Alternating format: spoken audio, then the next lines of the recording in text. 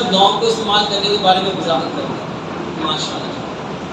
میرے محترم بھائیوں، پوری دنیا میں سب سے طاقتور چیز جو اللہ تعالیٰ نے پیدا کی ہے، ایک ریسرچ بتاتی ہے، وہ لونگ ہے، وہ لونگ ہے، وہ لونگ ہے۔ اور ہماری بدقسمتی، ہم لونگ کھاتے ہی نہیں ہیں۔